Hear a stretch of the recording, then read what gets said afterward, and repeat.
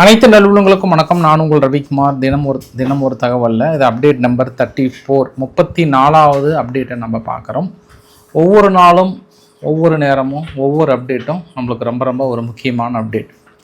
இந்த அப்டேட் துருக்கி மீது ஒரு பாலிஸ்டிக் ஏவுகணைகள் தாக்குதல் நடத்தப்பட்டதாக, உடனடியாக நேட்டோ நாடுகள் இடைமறிக்கப்பட்டதாக ஒரு தகவல் அவசரமாக வருது.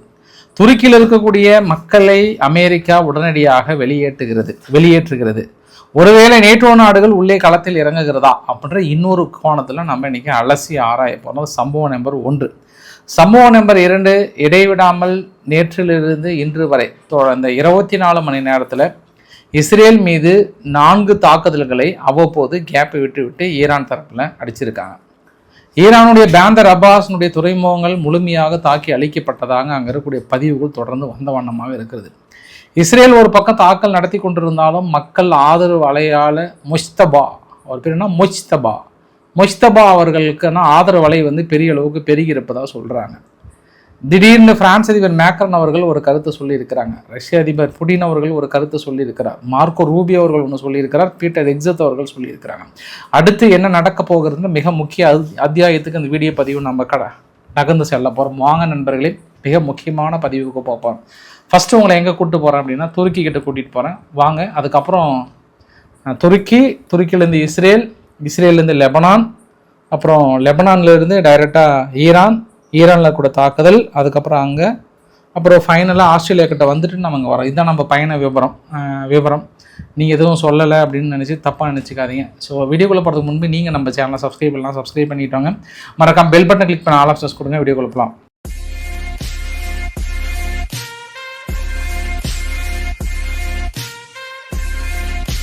குருட் ஆயில் ஒரு பேரல் $120 பக்கம் வித்துட்டு இருந்தது. ஒரு பரபரப்பான சம்பவம்லாம் நடந்துட்டு இருந்தது. ஈரான் தரப்பில் என்ன சொல்லிட்டாங்கன்னா, இன்னும் நீங்கள் $200 உங்களை டாலரன்ஸ் பண்ணிக்கிற மாதிரி தயாராகிக்கோங்க, இதெல்லாம் சும்மா சாம்பிள் தான், ஏன்னா வருகின்ற காலங்களில் அதுக்கெல்லாம் நீங்கள் தயாராக இருந்துக்கோங்க அப்படின்ற ஒரு வார்த்தையும் சொன்னாங்க. ஏன்னா அவங்க எங்களுடைய இன்ஃப்ராஸ்ட்ரக்சர்ஸும் அடிக்கிறதுனால கண்டிப்பாக வரதான் செய்யுன்ற மாதிரியான ஒரு எச்சரிக்கையும் கொடுத்துருந்தாங்க. அப்புறம் G7 நாடுகள் ஒரு அறிவிப்பு கொடுக்குறாங்க. நாங்கள் எங்களுடைய ஸ்டாக் ரிலீஸ் பண்ணுறோன்னு சொன்னதுக்கப்புறம் அப்படியே $20 டப்புன்னு அடிச்சுட்டு வந்துருச்சு. $100 பக்கம் வந்துருச்சு. அது இல்லாமல் இன்னொரு சம்பவத்தையும் சொல்லலாம். இது இறங்கி வருவதற்கான காரணம் என்னன்றதை இந்த வீடியோடைய இடையில ஒரு இன்டர்வல் டைமில் நீங்கள் ஸ்நாக்ஸ் சாப்பிடுவீங்கள்ல, அப்போ நான் உங்களுக்கு சொல்கிறேன். நான் இப்போ நம்ம நேராக எங்கே போகிறோம் அப்படின்னா துருக்கி கிட்ட போகிறோம். இந்த வரைபடத்தில் பார்க்குறீங்களா, இந்த வரைபடத்தில் காசியன்டெப் அப்படின்னு ஒரு பகுதி இருக்கா. இந்த காசியன்டெப் பகுதியில் ஒரு பாலிஸ்டிக் ஏவுகணை ஈரான்லேருந்து வந்திருக்கு. அதை நேட்டோ நாடுகள் இடைமறித்து சுட்டு வீழ்த்திட்டாங்க. அங்கே துருக்கியினுடைய ஆக்கன் ஃபிடன் அவர்கள் எங்களுடைய வான்வெளிக்குள் சட்டவிரோதமாக நுழைந்து தாக்குதல் நடத்தும் எண்ணத்தோடு அந்த பாலிஸ்டிக் ஏவுகணைகள் வந்திருக்கிறது, அதை நாங்கள் இடைமறித்து தாக்கல் நடத்தி விட்டோம். எந்த காரணத்தை கொண்டும் எங்களுடைய இறையாண்மையும் எந்த சூழ்நிலையும் நாங்களால் விட்டு கொடுக்க முடியாது. அது எந்த சூழ்நிலையாக இருந்தாலும் சரி, அது யாராக இருந்தாலும் சரின்னு 2வது முறையாக தனது எச்சரிக்கையை கொடுக்குறாங்க. அதுக்கப்புறம் அதை ஆராய்ச்சியில் ஈடுபட்டு என்ன சொல்லிட்டாங்கன்னா, அது பாலிஸ்டிக் ஏவுகணைகள் தான், அது ஈரான்ல இருந்து வந்தது தான், அது நேட்டோ நாடுகள் இடைமறித்து தாக்கல் நடத்தியிருக்கிறது. ஆஸ் பர் ரூல்ஸ் ஆர்டிக்கல் 51 என்ன சொல்லுது அப்படின்னா, நேட்டோ நாடுகள் மீது ஒரு நாடு பாலிஸ்டிக் ஏவுகணைகளோ இல்லை சாதாரண ட்ரோன்களையோ தாக்குதல் நடத்திய எண்ணத்தோடு நடத்தினால் அந்த நாட்டின் மீது ஒட்டுமொத்த நேட்டோ நாடுகளும் புகுந்து அடிப்பதற்கான அனைத்து உரிமைகளும் அதிகாரங்களும் இருக்கிறது. அப்போ நம்ம ஏன் ஆர்டிக்கல் 51 பயன்படுத்தக்கூடாதுன்ற மாதிரி நேட்டோனுடைய தலைவர் மார்க் ரூட்டே அவர்கள் கண்டிப்பாக ஓடி வருவார். ஏன்னா ஏற்கனவே சொல்லியிருக்கிறார், இதே துருக்கியினுடைய ஒரு பகுதிக்குள்ளே போய் விழுந்து வெடிக்கல, அதையுமே இதே மாதிரி இடைமறித்து தாக்கல் நடத்தும் போது அதை நாங்கள் அலசி ஆராய்ஞ்சிட்ருக்கோம். இறுதி கட்ட முடிவு ட்ரம்ப் அவர்கள் தான் அதை எடுப்பார் அப்படின்னு சொல்லிட்டாங்க. அப்போ நேட்டோ நாடுகள் உள்ளே வரலாமா வேண்டாமான்னு முடிவெடுக்கக்கூடிய அதிகாரம் யாரிடம் உள்ளது? ட்ரம்பிடம் உள்ளது. இப்போ உங்களுக்கு ஒரு சந்தேகம் வரலாம், நிஜமாவே அது ஈரான் தான் தாக்கல் நடத்தியதா, இல்லை இங்கே ஏதாவது ஃபால்ஸ் ஃப்ளாக் மாதிரி யாராவது சம்மந்தப்பட்ட நபர்கள் உள்ளே புகுந்து பண்ணிட்டாங்களா அப்படின்னு நம்ம பார்த்தோம்னா, உங்களுக்கு இப்போ தான் நான் விளக்க வேண்டியது என்னுடைய தார்மீக பொறுப்புமே கூட. இந்த வரைபடத்தில் இருக்குது பார்த்தியா, இந்த வரைபடத்தில் எந்த பகுதியிலிருந்து வந்திருக்கு அப்படின்றது கண்டுபிடிச்சிட்டாங்க. அந்த பகுதியிலிருந்து ஒரு ஏரோ மார்க் போட்டு அந்த காசியன்டெப் பகுதி, அதாவது சிரியாவை கடந்து அந்த பகுதியில் ஒரு தாக்குதலை நிகழ்த்தியிருக்காங்க. அப்போ நம்ம இது எந்த ஆங்கிளில் பார்க்கலாம்? நம்முடைய பதிவுகளை தொடர்ந்து பார்க்கின்ற நண்பர்களுக்கு அந்த இடத்த காட்டின உடனே உங்கள் மூளைக்குள்ளே பளிச்சுன்னு ஒரு பல்ப் அடித்த மாதிரி ஒரு வெளிச்சம் வந்திருக்கணும். அந்த வெளிச்சம் என் மூஞ்சில் பட்டிருக்கணும், என்னாரும் பல்லு பலன்னு தெரிஞ்சிருக்கணும். என்ன வெளிச்சம் சொல்லுங்கள்? அந்த ஏரியாவில் இருக்கக்கூடிய ஆயுத குடோன்கள், ஐஆர்ஜிசியினுடைய ஹெட் குவார்ட்டர்ஸ், ஐஆர்ஜிசியினுடைய இன்டெலிஜென்ஸுடைய கட்டிடங்கள், அப்புறம் காவல் நிலையங்கள், அது எல்லாமே அழிச்சிட்டாங்க. அந்த இடத்துல முழுமையாக பெரும்பாலும் அந்த இடத்துல இல்லை. ஆல்மோஸ்ட் எந்த அளவுக்கு முடிக்க முடியுமோ அந்த அளவுக்கு முடிச்சிட்டாங்க. அந்த இடத்துல குர்திஷ் மக்கள் இருக்காங்க. யார் இருக்காங்க? குர்திஷ் மக்கள் இருக்காங்க. அதுவும் பெரும்பாலும் அந்த எல்லையோரத்தில் போயிட்டு இவங்க ஈரான் இது வரைக்கும் பாலிஸ்டிக் ஏவுகணைகளை ஏவுனதே இல்லை. அப்போ இதை நம்ம அவங்க ஈரான் என்ன சொன்னாலும் சரியே, நான் இது உறுதியாக எனக்கு அந்த நம்பிக்கை இல்லை. இந்த இடத்துல ஈரான் தாக்குதலை நிகழ்த்தி இருக்குமான்ற நம்பிக்கை இல்லை. இரண்டே ஆப்ஷன் தான் அந்த தாக்கல் நிகழ்த்துவதற்கு. ஒன்று, அங்கே இருக்கக்கூடிய ப்ராக்சி குரூப்ஸ் ஒருவேளை துருக்கி இங்கே சம்மந்தப்பட்ட நாடுகளுக்கு உதவி செய்யாமல் இந்த அளவுக்கு நடத்துகிறாங்களா அப்படின்ற ஒரு கோணத்தில் தாக்குதலை நிகழ்த்தி இருக்கலாம். ஏன் இதையும் நான் நினைக்கிறேன் அப்படின்னா, அங்கே நடத்தப்பட்டது அவங்க கையில் இருக்கிறது ஈரானிடம் இருக்கக்கூடிய பாலிஸ்டிக் ஏவுகணைகள் தான். அப்போ ஈரானுடைய பாலிஸ்டிக் ஏவுகணைகள் அங்கே மற்ற குரூப்புக்கிட்ட எப்படி போயிருக்கும்ன்றதை இன்னொரு ஆங்கிளில் நம்ம பார்க்கணும். இல்லை அவங்களுக்கு ஆதரவு பெற்ற குழுக்களே 2 இடத்துல பிரிஞ்சு இருக்கிறாங்க. இங்கே குர்தீஸுக்குள்ளேயும் இருக்காங்க, அந்த ஈராக் ஓரத்துலேயும் பெரிய அளவுக்கு இருக்காங்கன்றது ஒரு கூடுதல் தகவல். அந்த இடத்துல அமெரிக்க நிலைகளும் ரொம்ப உன்னிப்பாக காத்து கொண்டிருக்கிறது. எப்பயாவது உள்ள நுழையலாமா, கிரவுண்ட் ஃபோர்ஸ் இந்த குர்தீஸ் ரீஜன் மக்களை உள்ள அனுப்புறதுக்கு தயாராகிறாங்க. அதனால் சம்திங் வில் ஹேப்பன், ஏதோ ஒரு பெரிய விஷயம் நடக்கிறது. என்னுடைய கணிப்பு அப்படின்னு சொல்கிறது அதுக்கப்புறம் நான் சொல்ல விரும்பலது. நேட்டோ நாடுகளை உள்ளே கொண்டு வரதுக்கு ட்ரை பண்ணுறாங்களா அப்படின்னு பார்த்தோம்னா ரொம்ப ஒரு முக்கியமான கருத்தாக பார்க்கலாம். மேக்ரான் அவர்கள், பிரான்ஸோட அதிபர் மேக்ரான் அவர்களோட கருத்து. அவர் என்ன சொல்கிறாருன்னா, இந்த மிடில் ஈஸ்டில் ஒரு அமைதி வருவதற்காக நல்லெண்ண அடிப்படையில் பியூர்லி டிஃபென்சிவ், அதாவது தற்காப்புக்காக மட்டும்தான் நாங்கள் எங்களுடைய போர்க்கப்பலை அனுப்புகிறோம். மிகப்பெரிய ஒரு போர்க்கப்பல் அவங்களுடைய ஸ்டேட் ஆஃப் ஆர்ம்ஸ் பகுதியில் கொண்டு போய் நாங்கள் நிலைநிறுத்த போகிறோம் அப்படின்னு அனௌன்ஸ் பண்ணுறாங்க. அதாவது பிரான்ஸினுடைய போர்க்கப்பல் ஏற்கனவே எங்கே இருந்ததுன்னா அங்கே மத்திய தரைக்கடல் பகுதியில் இருந்தது. சைப்ரஸ் தீவை பாதுகாப்பதற்காக அங்கிருந்த கத்தாரையும் மற்ற நாடையும் பாதுகாக்கிறதுக்காக இருந்தாங்க. ஆனால் நேற்று கத்தாருக்கு ஒரு உறுதிமொழி கொடுத்துருக்கிறார். நிச்சயமாக நான் களத்தில் இறங்குறேன், பாதுகாப்பு கொடுக்குறேன்னு சொன்னார். அப்போ பிரான்ஸ் அதிபர் மேக்கன் அவர்கள் இன்னைக்கு அவர் சொல்லும்போது, நாங்கள் என்னென்னா இந்த உலகத்தில் ஆயில் பற்றாக்குறை மிகப்பெரிய அளவுக்கு பாதிக்கப்பட்டிருக்கு, இதை பார்த்துட்டு நாம் சும்மா இருக்க முடியாது. எனக்கு ஈரான் மீது தாக்கல் நடத்துறதுக்கோ மற்றவங்களுக்கும் எனக்கு அந்த எண்ணமே கிடையாது. நான் முழுக்க அமைதியின் சிகரமாக, ஒரு தூதுவனாக, அந்த ஏரியாவை ஒரு சேஃபாக எண்ணெய் கப்பல்களை தாக்கல் நடத்தாமல் கொண்டு செல்வதற்காக மட்டுமே நான் செல்கிறேன் என்பதை பலமுறை சொல்ல விரும்புகிறேன். இந்த செய்தி யாருக்கு சென்றடைகிறதோ அவர்களுக்கு சென்றடையும். அப்ப நான் ஈரான் மீது தாக்கல் நடத்துவதற்காக செல்லவில்லை, அமெரிக்காவுக்கு இணைந்து நான் தாக்கல் நடத்துவதற்கும் செல்லவில்லை, இஸ்ரேலுடன் நான் இணையவில்லை. காரணம் ஏனென்றால் இஸ்ரேல் லெபனான் மீது தாக்கல் நடத்துவது தவறு, மாபெரும் தவறு. லெபனானில் இருக்கக்கூடிய ஹெஸ்பொல்லாக்கள் தனது ஆயுதங்களை போட்டு உடனடியாக சரண்டர் ஆக வேண்டும், அவர்களும் தாக்கல் நடத்தக்கூடாது.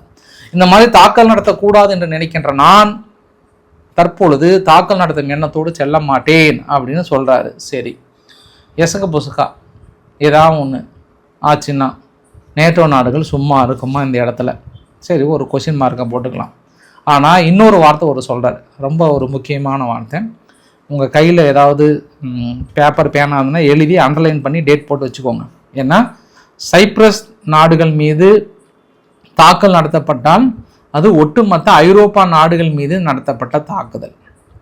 ஐரோப்பா நாடுகள் மீது நடத்தப்பட்ட தாக்குதல் என்றால் அது நேட்டோ நாடுகள் மீது நடத்தப்பட்ட தாக்குதல் அப்படின்ற ஒரு வார்த்தையை சொல்கிறாரு. சரி, இப்போ நம்ம ஈரான் பக்கம் போகலாம். ஏன்னா ஈரானுடைய கருத்து என்ன அப்படின்றத ரொம்ப முக்கியம்.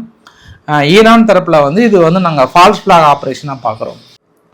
ஏன்னா நான் ஏற்கனவே அசர்பைஜான் கிட்ட பேசிட்டேன், துருக்கி கிட்டையும் பேசிட்டேன், சைப்ரஸ் கிட்டையும் தெளிவாக சொல்லிட்டோம். நாங்கள் அங்கே தாக்கல் நடத்துறதுக்கான காரணமே இல்லையே. நாங்கள் ஏன் தாக்கல் நடத்தணும்? அந்த இன்டென்ஷனே கிடையாது. இது ஃபால்ஸ் ஃபிளாக். இது ஒரு பொழுதும் எங்களால் ஏற்றுக்கொள்ளவே முடியாது. இது வேறு எங்கேயோ ஏதோ ஒரு காரணத்திற்காக எங்களை சிக்க வைத்தால் நாங்கள் பொறுப்பேற்றுக்க முடியாதுன்றாங்க. இதில் ட்விஸ்ட் என்ன தெரியுங்களா? இப்போ நேட்டோ நாடுகள் ஆய்வுக்கு உட்படுத்தப்பட்டு அது முழுக்க முழுக்க ஈரானுடைய பாலிஸ்டிக் ஏவுகணைகள் தான் அப்படின்னு சொல்கிறாங்க. அப்போ இதை மறுப்பதோ இதற்கு ஆதரவு தெரிவிப்பதோ யார் கையில் இருக்குது? துருக்கி கையில் தான் இருக்குது. துருக்கி இந்த இடத்துல ரொம்ப சேஃபாக அழகாக கொண்டு போகிறாங்களா, இல்லை நேட்டோ பக்கமாக இணைந்து ஈரானுக்கு எதிராக எடுக்க போகிறாங்களா அப்படின்றத பொறுத்து இருந்து பார்க்க வேண்டிய ஒரு தகவல். ஆனால் எனக்கு என்ன சந்தேகம் வருது அப்படின்னா, திடீர்னு இன்னைக்கு அமெரிக்கா அங்கே பக்கத்தில், அதாவது ஈரானுடைய பக்கத்தில் துருக்கியினுடைய எல்லை பகுதியில் ஹடானா சைட் அப்படின்னு இருக்குது. அந்த இடத்துல இன்கிர்லிக் ஏர்பேஸ்ன்னு இருக்குது. அந்த இன்கிர்லிக் ஏர்பேஸ் பக்கத்தில் மோஸ்ட் இம்பார்ட்டன்ட் பகுதியாக கருதி அங்கே இருக்கக்கூடிய அமெரிக்கர்களை அவசர கால அடிப்படையில் வெளியேற்ற சொல்கிறாங்க. அது என்ன காரணம் அப்படின்னு தெரியல. மேபி அங்கே துருக்கிக்கும் ஒரு சில அட்வைஸ்லாம் கொடுத்துருக்காங்களாம். அங்கே இருக்கக்கூடிய ஏர்பேஸை நீங்கள் கொஞ்சம் எம்டி பண்ணி வச்சுக்கலாம், இல்லை எடுத்துக்கோங்க அப்படின்ற மாதிரி சொல்லியிருக்காங்களாம். அப்படின்னா நம்ம புரிந்து கொள்ள முடிகிறது ஏதோ ஒரு பெரிய சம்பவம் அந்த இடத்துல நடக்க போதா, இல்லை முன்னெச்சரிக்கை நடவடிக்கையா? ஏன்னா இப்போ சப்போஸ் ஈரான் மீது ஏதாவது லைட்டாக கை வச்சா கூட உடனே அங்கே துருக்கியில் பயங்கர ஆப்போஸ் ஆகிடும். அவங்களெல்லாம் சமாளிக்க முடியாது. அங்கே பெரும்பாலான ஈரான் ஆதரவாளர்கள் தான் அங்கே அதிகமாக இருக்காங்க. அங்கே ரீஜனல் யுத்தமாகவே அவருக்கு எதிராகவே மாறிடும். யாருக்கு எதிராக மாறிடும்? துருக்கி அதிபர் எர்டோகனுக்கு எதிராகவே மாறிடும். அதனால் அவங்க முதல்ல அமெரிக்காவுடைய நிலைகளை கொஞ்சம் நெருங்க ஆரம்பிப்பாங்க. ஏன்னா அந்த 12 நாள் யுத்தம் வந்தது இல்லையா, அந்த 12 நாள் தாக்குதல் அப்போ அங்கே அமெரிக்கா என்ன பண்ணாங்க, இந்த B-2 ஸ்ட்ராட்டஜிஸ் பாம்பர்ஸ் மூலிமா அங்கே முக்கிய அணு நிலைகள் மீது தாக்கல் நடத்தும் போது அமெரிக்காவோட நிலைகளை சூறையாடுறதுக்கே போயிட்டாங்க அங்கே இருக்கக்கூடிய மக்கள். துருக்கி அது கட்டுக்குள்ளே கொண்டு வரதுக்குள்ளே போதும்னு ஆகிடும். பட் இப்போ இந்த சூழ்நிலை வந்ததுன்னா அது அமெரிக்கர்களுக்கு ரொம்ப மோசமாயிடும். அதனால் துருக்கியில் இருக்கக்கூடிய அமெரிக்கர்களை உடனடியாக வெளியேற சொல்கிறாங்க. இந்த இடத்துல துருக்கி அரசாங்கத்துக்கு பக்குன்னு அடிச்சுக்கும். இப்போ என்ன 7.5 கூட்டின்னு விட போகிறாங்களோ தெரியல, இதுக்கப்புறம் என்ன நடக்க போகுதுன்னு தெரியல அப்படின்னு கண்ணை கட்டிட்டு தான் உட்காந்துருப்பாங்க வருகின்ற நாட்களில். என்ன காரணம் அப்படின்னா, உரசல்லா வான்ற லியான் அவரோட கருத்துமே ரொம்ப முக்கியமான ஒரு கருத்தாக இருக்கிறது. ஈரானில் நடக்கிற சம்பவங்களை பார்த்து நம்ம கண்ணீர் வடிக்கிறத விட, அதாவது இப்போ இவ்வளோ பேர் இறந்துருக்காங்க அவ்வளோ பேர் இறந்துருக்காங்க அப்படின்றத விட, ஏற்கனவே 17,000 யங் ஈரானியன்ஸ் கொண்டு குவிச்சிருக்காங்க. அதை நினச்சி தான் நம்ம கண்ணீர் வடிக்கணும்.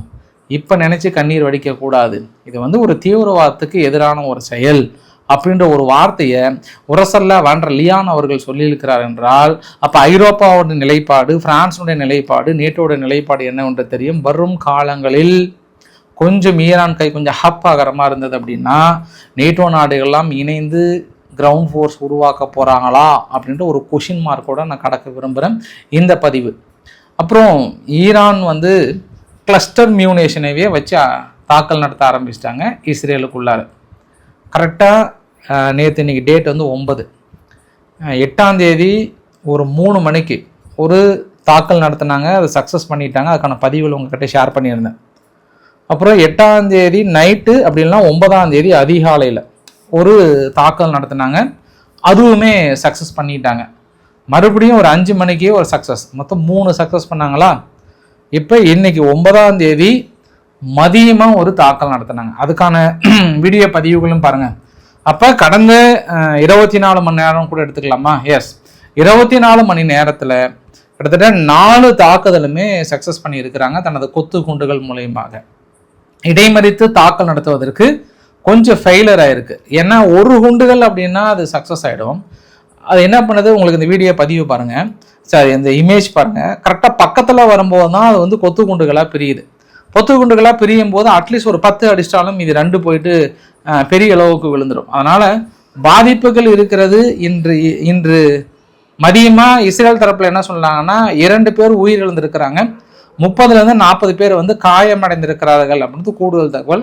எல்லா விமான நிலையங்களிலும் கொஞ்சம் எல்லாமே பரபரப்பாயிட்டாங்க. ஏன்னா விமானங்கள் எல்லாமே கம்ப்ளீட்டாக கேன்சல் பண்ணி வைத்திருக்காங்க. மறுபடியும் இன்னைக்கு சாயந்தரம் கூட ஒரு வேவ் அனுப்புனாங்க ஈரான் தரப்புல இருந்து.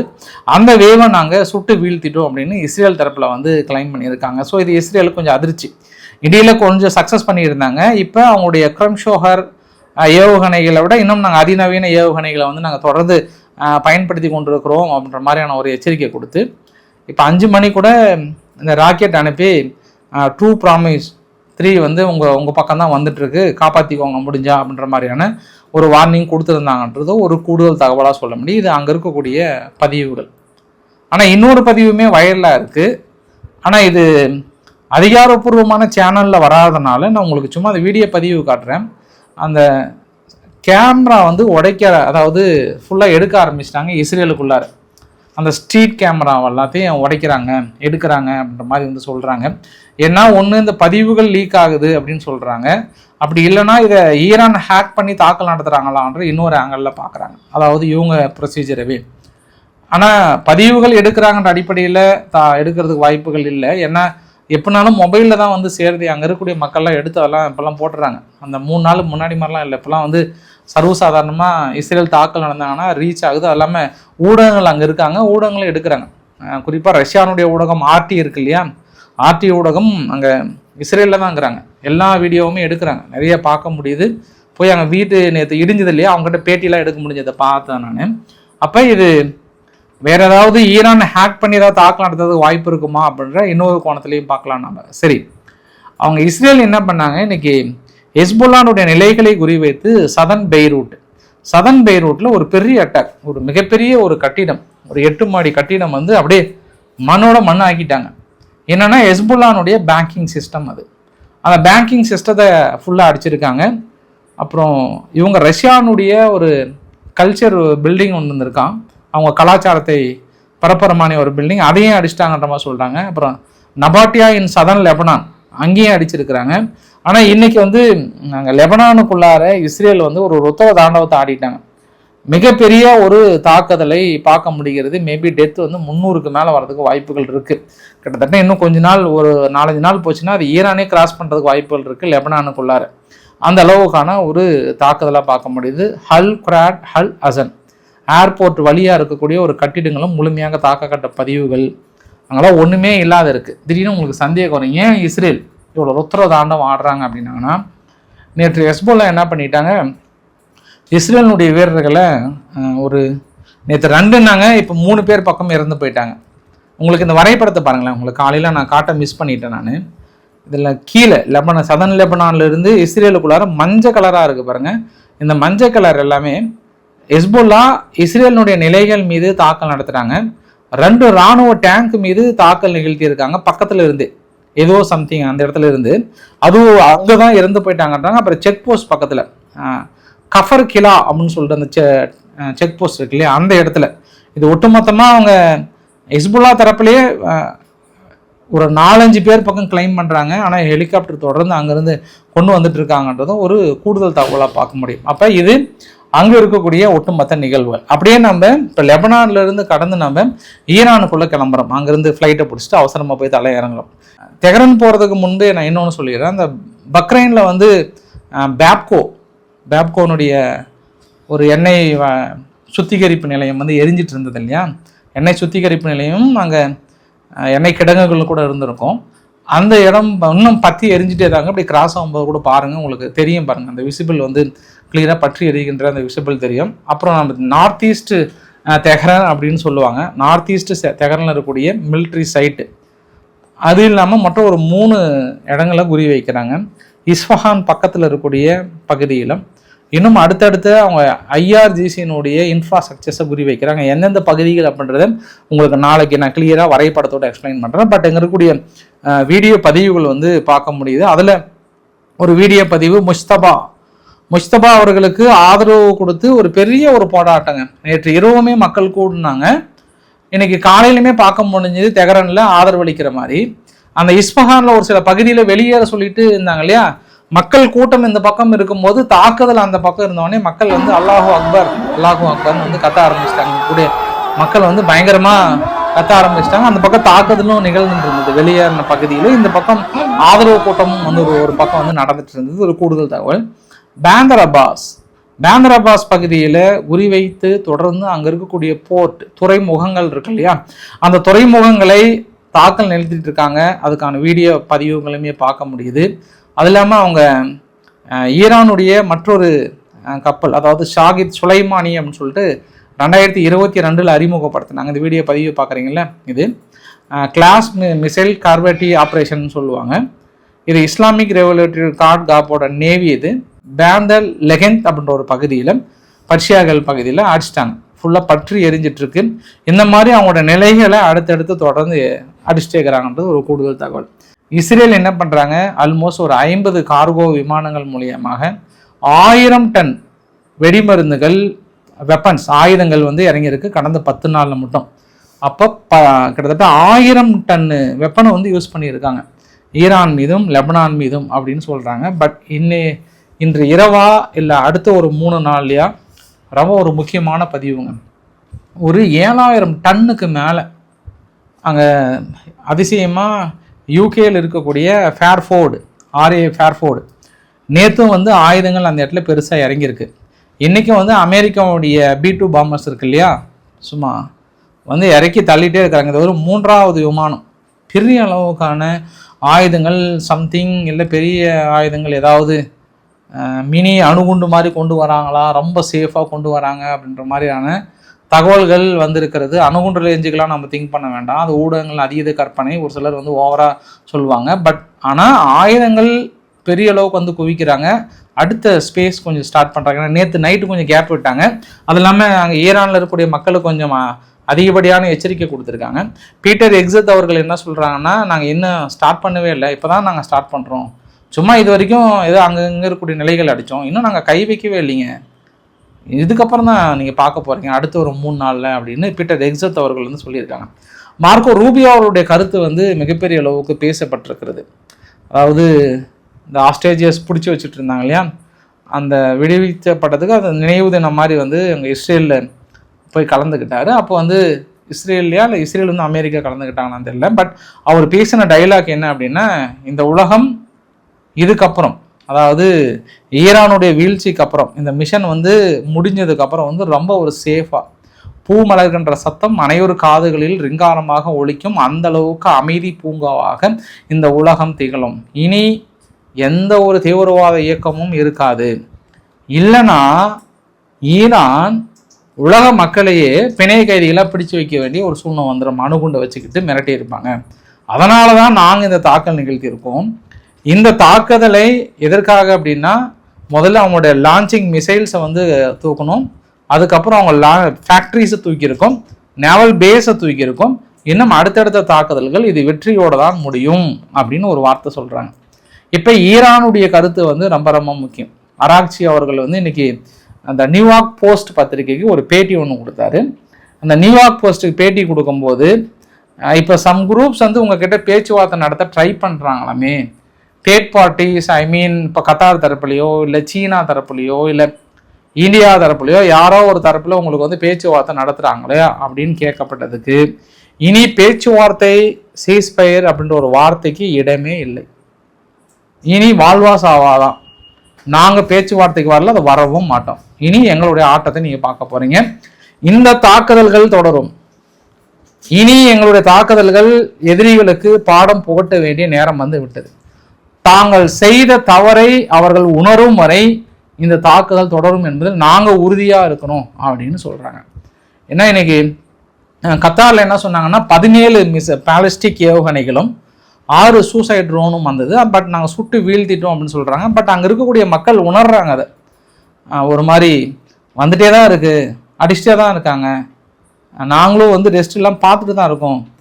கத்தாராக இருக்கட்டும், இல்லை பக்ரைனாக இருக்கட்டும், இல்லை UAE-ஆக இருக்கட்டும், இல்லை எல்லா இடத்துலையுமே வந்து இருக்குது. குறிப்பாக அதில் அதிகமாக பாதிக்கப்படுறது இனிமேல் UAE. இன்னைக்கு கூட என்ன சொன்னாங்கன்னா, அவங்க லிஸ்ட்டை பாருங்கள், 1440 டிடெக்ட் பண்ணியிருக்கிறாங்க ட்ரோனு, 1351 இடைமறிச்சிருக்கிறாங்க, 81 தாக்கல் நடந்திருக்கு UAE-க்குள்ளார. அப்படின்னா நினச்சி பாருங்கள், க்ரூஸ் மிசைல்ஸ் 8 இருக்குது, 8மே நாங்கள் இடைமறிச்சோன்றாங்க. ஆனால் பாலிஸ்டிக் ஏவுகணைகள் 253, 233 தான் நாங்கள் சுட்டோம், 18 வந்து அதில் கடலுக்குள்ளே விழுந்திருக்கு, 2 வந்து டைரெக்டாக இம்பேக்ட் அண்ட் லேண்ட் அப்படின்னு சொல்லியிருக்காங்க UAE தரப்புல இருந்து. இன்னும் சவுதி அரேபியா வர கிளைம் பண்ணியிருக்காங்க. இதெல்லாம் பார்க்கும்போது கொஞ்சம் கேப் இல்லாமல் அடிச்சுட்டே தாங்கிறாங்க. பட் தொடர்ந்து அமெரிக்கா விவகாரத்தில் 70% வந்து நாங்கள் முடிச்சிட்டோம் அப்படின்னு சொல்கிறாங்க. பட் ஆனால் இப்போ 2 நாளாக தாக்கல் நடத்தும் போது இன்னும் அவங்க கிட்ட ஆயுத கையிருப்புகள் ரொம்ப பிரகாசமாக தெரிகிறது. கொஞ்சம் இடையில கேப் விட்டாங்க, திடீர்னு எங்கேருந்தோ ஒரு புதக்குழியிலேருந்து எடுத்த மாதிரி இந்த 2 நாளாக வந்து கொஞ்சம் திடீர்னு ஈரான் தரப்புலேருந்து தாக்குதல் அதிகப்படுத்தியிருக்காங்கன்னு சொல்ல முடியுது. இன்னைக்கு ட்ரம்ப் அவர்களோட ட்வீட் வந்து பெரிய அளவுக்கு பேசு பொருளாக இருக்கிறது. ஆஸ்திரேலியாவில் ஈரானுடைய உமன்ஸ் ஃபுட்பால் ஒன்று, அந்த ஃபுட்பால் மேட்ச்சில் இவங்க ஃபஸ்ட்டு ஈரானுடைய தேசிய கீதம் பாடப்பட்டது. பட் அவங்க ஈரானுடைய தேசிய கீதம் பாடல, அப்படியே அமைதியாகவே இருந்துட்டாங்க. கரெக்டாக அப்போ அமெரிக்கா தாக்கல் நடத்துறதுனால. அப்போ அவங்க அந்த மேட்ச்சை முடிச்சுட்டு வெளியே வரும்போதே அங்கேயும் ஆஸ்திரேலியாவிலே பெரிய எதிர்ப்பு இருந்தது. அந்த பஸ்களுக்கு வெளியே அவங்களுக்கு எதிரான ஒரு முழக்கங்கள் இருந்தது. கையில் கடிச்சா அடிக்கிற சுச்சுவேஷனில் தான் அங்கே இருந்தாங்க. ஏன்னா ஈரானுடைய தேசிய கீதம் பாடப்படாதனால. அப்போ அவங்க வந்து இந்த தாக்குதல் நியாயப்படுத்துகிற மாதிரி நினைக்கிறாங்களா அப்படின்னு சொன்னோன்னே அப்போ ஆஸ்திரேலியா என்ன பண்ணுறாங்க, மேட்ச் முடிஞ்சுது, இப்போ அவங்கள வீட்டுக்கு அனுப்பணும். ஆனால் இப்போ ட்ரம்ப் அவர்கள் ஓடி வந்து நீங்கள் அவங்கள வந்து திருப்பி அனுப்புறதுனால ஒரு மனிதாபிமானமற்ற தவறு நீங்கள் செய்கிறீங்க. ஏன்னா நீங்கள் திருப்பி அனுப்பிட்டீங்க அப்படின்னா அவங்கள நம்ம பார்க்க முடியாதுன்ற மாதிரி சொல்லிட்டு அவங்களுக்கு அடைக்கலம் கொடுங்க. அவங்களுக்கு நீங்கள் அடைக்கலம் கொடுக்கல அப்படின்னா நாங்கள் அவங்கள கூட்டிகிட்டு போகவும் தயாராக இருக்கோம், நாங்கள் அவங்கள ஏற்றுக்கவும் தயாராக இருக்கோம். அதனால் அந்த ஒரு தவறை பண்ணாதீங்க. ஈரானுக்குள்ளே கொண்டு போய் விட்டீங்க அப்படின்னா மறுபடியும் அவங்கள பார்க்க முடியாது அப்படின்ற மாதிரியான ஒரு ட்விட்டை வந்து போட்டிருக்காங்க. ஏன்னா இது 3 நாளைக்கு முன்னாடியே வைரலாக இருந்தது. இந்த மகளிர் உமன்ஸ் மட்டும் என்ன ஆச்சுன்னா பெருசாக பாட்டு பாடல. ஏன்னா அங்கே அந்த பெண்களுக்கு எதிரான அந்த அடக்குமுறை வந்து ஈரானில் அதிகமாக இருக்கிறனால மேபி அந்த பொண்ணுங்களுக்கெல்லாம் அந்த பாட்டு பாடாமல் கூட இருந்திருக்கலாம் அப்படின்ற இன்னொரு கோணத்துலையும் நம்ம பார்க்க முடிகிறது. அதே போல் இந்தியர்களுக்கு என்ன சொல்லியிருக்காங்கன்னா, யாராவது ஈரானில் இருந்தீங்க அப்படின்னா எங்கள் வெளியுறவு அமைச்சகத்தின் மூலியமாக எந்த உத்தரவும் வராமல் நீங்கள் பாட்டுக்கு ஏதாவது ஒரு வழியில் வெளியேறிடலாம் அப்படின்னு சொல்லிட்டு, இங்கே வழி கிடைக்குது அங்கே வழி கிடைக்குதுன்னு சும்மா நீங்கள் பாட்டு வெளியே போனீங்கன்னா தாக்குதல் அதிகமாக இருக்கும். சேஃபாக இருங்க, சேஃபாகவே இருங்க, உங்களுக்கு ஒரு அறிவிப்பு வரும், அதை வரை கொஞ்சம் அமைதியாக இருங்க அப்படின்ற ஒரு உத்தரவுமே வந்து கொடுத்துருக்காங்கன்ற ஒரு கூடுதல் தகவல். வீடியோட நிறைவு பகுதியில் புடின் அவர்கள் புதிய தலைவர் முஸ்தபா இல்லை முஸ்தபா, என்ன இப்போ ஏதோ படம் வேறு வந்திருக்க மாட்டேது, முஸ்தபான்னு அதை வேற கமெண்டில் பார்த்தேன் நான். இந்த முஸ்தபா அவர்களை புதிய தலைவராக நான் ஏற்று ஆதரவு கொடுக்குறேன். அவருடன் இணைந்து பணியாற்ற நாங்கள் தயாராக இருக்கிறோம் அப்படின்ட்டாரு. மக்கள் ஆதரவும் பெருகிறது. இனி கேப்டன் ராட் மாதிரி தான் மேட்ச்சு. ஏன் அப்படின்னா அங்கே அமெரிக்காவும் இஸ்ரேலும் தூக்குறேன் அப்படின்னு இருக்காங்க. நீங்கள் தூக்கி பாருங்கன்னு ஈரான் தரப்பில் சொல்கிறாங்க. ஸோ பார்க்கலாம். கருத்துக்கள் சொல்ல விரும்பவில்லை, வீடியோ முடிக்க விரும்புகிறேன் நான். பிடிச்சிருந்தால் லைக் பண்ணுங்கள், ஃப்ரெண்ட்ஸ்க்கு ஷேர் பண்ணுங்கள், சப்ஸ்கிரைப் பண்ணுங்கள். ரவிக்குமார் சோமச்சன். நன்றி, வணக்கம்.